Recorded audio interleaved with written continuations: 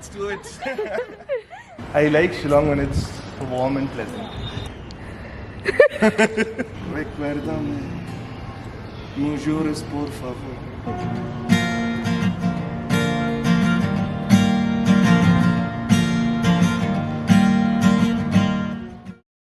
Hi, welcome back to today's episode of Moment in Rhyme. Today we have with us an indie singer who made his way to music industry as a folk fusion composer, Shubham Roy. Hello. What's up? Yeah. How's it going? Good. How's it going with you? Nothing much here. Pulling up. Okay, so I'm an indie singer-songwriter. Started music when I was a toddler. I basically picked it up from my mom and granny. They later put me into a music school, from where I learned the other types of folk music. So one folk and regional music. One was Rabindra Sangeet, Nazrul Kiti. I picked up bhajan. I did a lot of hindustani classical music as I was growing up. And it was only in 2011 that I started experimenting with my own tunes. So as you're from Shillong, did your hometown itself inspire you to start off with music? So it wasn't just my hometown per se. Like I mentioned earlier, like I picked up music from my mom and granny. And yeah, Shillong has a very musical vibe. If you go around, you'll hear music from every corner of the street. So Shillong is one place which is musically alive, and that had a huge role to play in my music career. So do you think the training aspects of music is important to compose music that you do? Training is important because it gives you a perspective of, it literally gives you the roadmap. Like you have something to follow. Similarly, I feel like some form of formal training is important. Like people who don't do training, and they are lucky to have like really good ears. But for kinesthetic learners like me and others, like I definitely feel like to some extent you have to have the know-how of the basics, like Saregama, Padhanisa and all.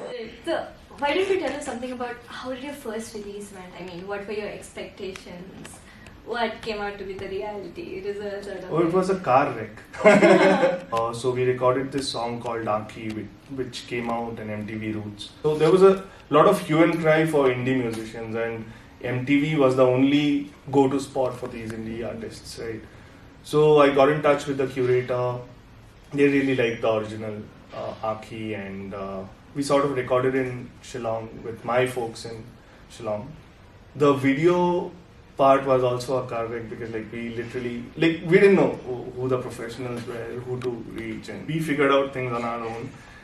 The video, I don't know, it has probably been taken down, but yeah. So the first version of Aakhi was featured on MTV, and then we released the more sophisticated version of Aakhi, the one you guys have probably listened to. Let's do Aakhi. Yeah. Piya tere nainon mein dekha hai sara jahan, kali nainon mein paya hai maine ujla hua mera savera, काली सी हो रहना उसमें बादल पिघलती है जैसे,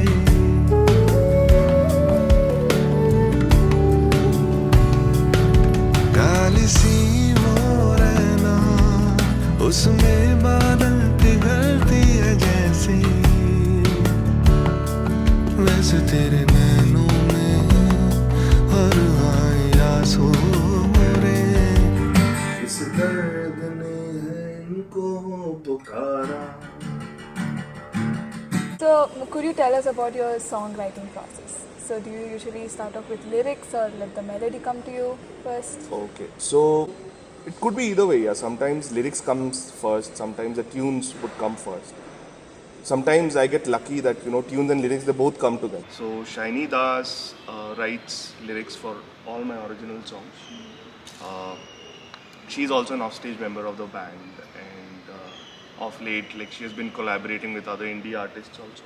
But then it is actually arranged, orchestrated by my producer and the other session artists who are there.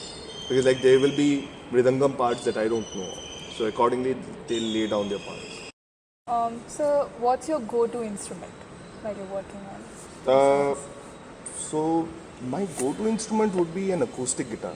So I'm mostly old school when it comes to like producing the songs, and by now like probably you guys have gotten that feel. Like most of the videos are like acoustic guitar, flute, what do you call that? Udu, tabla, some mridangam will be there. Like we make sure that it's not sampled; it's played live.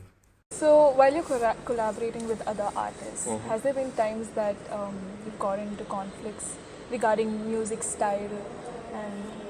I mean, it's not conflict, I would say.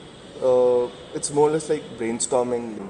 I have collaborated with Pineapple Express, I have collaborated with Adil Nadav, I have collaborated with Nobin Paul, and those are like really nice guys to work with. Like I have so far not left any stones unturned, because like the musicians I approach, like they're like top notch in the country. I do work with session artists. They're multi-instrumentalists. And yeah, I actually like what they bring to the table, because like there is always an X element which sort of stands out. The kind of music that I do is a blend of folk and fusion. So the musicians who play alongside me, like they play jazz, they play Western music. Like most of the backing vocalists, they do, what do you call it? Choir. Like they have a choir group. I make sure the instrumentalists I work with, they're a big time chai lovers, because I love chai. So every time we have the chai, okay, let's sit down and write some good serious music. So we believe like Charlie 777 is a big break to you. But other than that, is there any album that actually accelerated your growth in the industry? The whole experience of recording for 777 Charlie was like mind-numbing. Because like you get to see the visuals, and then like you get to take in, and then you sing for the whole background score. So yeah, that feeling is like pretty overwhelming. I would say that every recording project that I did has played a huge role in terms of measuring my growth. I mean, there is no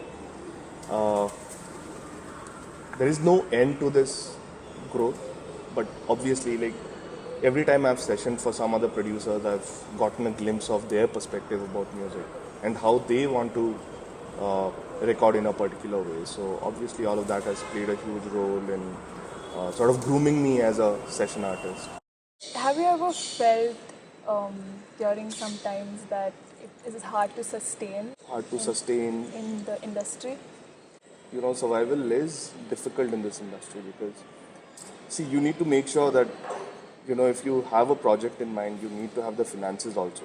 So if you have the finances, and you can sustain.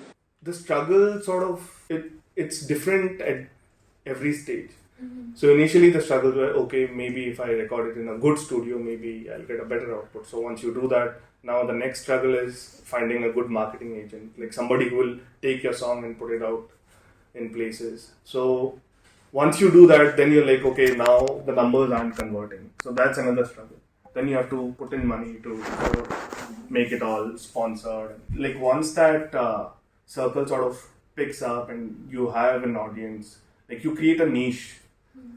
Right. So at that point in time, I think it becomes sort of self-sustaining. So how do you balance between your work life and your music? So if I'm expected to give my 100% on my work desk, I have to make sure that I'm well rested and I have the right amount of nutrition to keep me running the entire day.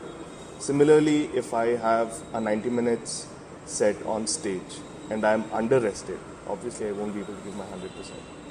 So I have to plan my day accordingly, and yeah, there are good days and bad days, obviously.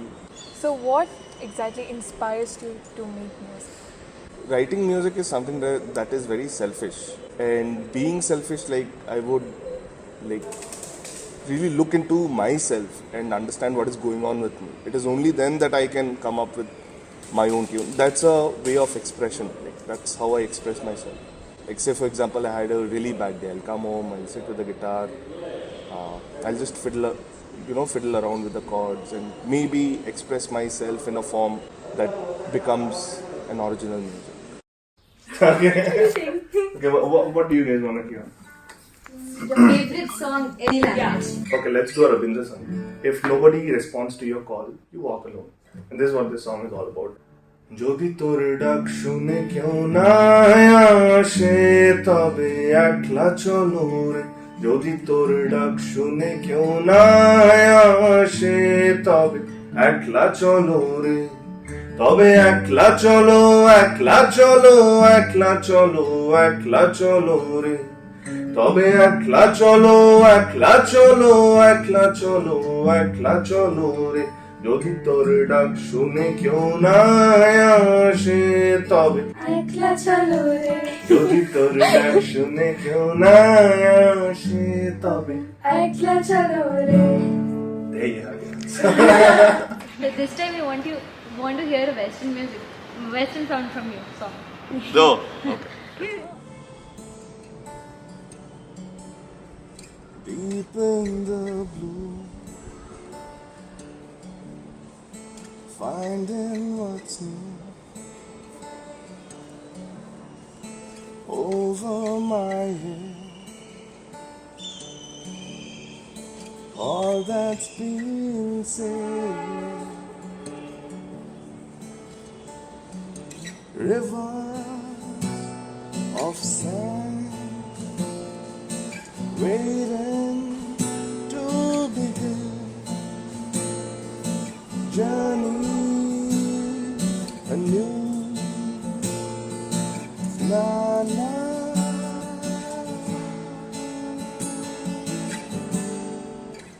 If I wasn't a musician, I would probably be a yoga instructor.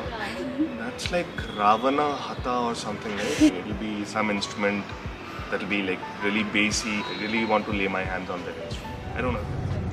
Nashville. There are a lot of music folks out there. So I don't mind going there and busking on the street. Honestly. With A.R. Rahman, without any second thought. He is somebody who has inspired me a lot to write my own music. My favorite show, I think it was in Forum Mall. It was an opening act for Indian Ocean. We had a ball of a show.